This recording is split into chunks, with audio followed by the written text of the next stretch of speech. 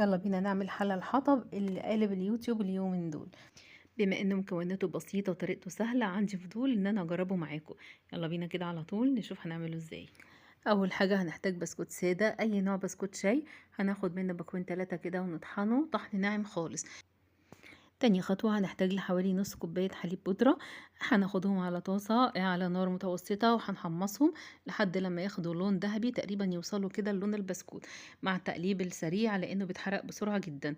وهنخلطهم أو نزودهم على البسكوت وهنقلب الخليطين مع بعض.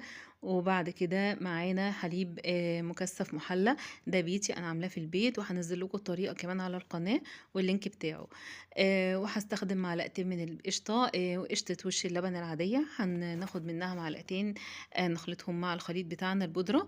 وهناخد من اللبن المحلى المكثف كده بالتدريج، وهنبتدي نعجن المكونات اللي معانا لحد لما نوصل لعجينة كده متوسطة القوام، طرية ولينة، تتشكل معانا بكل سهولة وما تتشققش.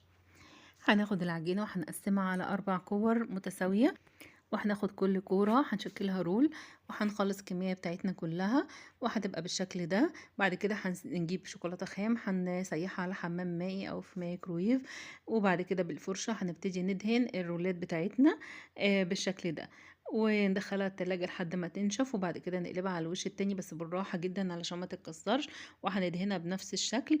واللي هيديكي شكل جذع الشجرة او شكل الحطب انك تمشي كده بالفرشة عليها. وبعد كده هنقطعها احجام متساوية او بالحجم اللي انتوا عايزينه، وهنقدمها.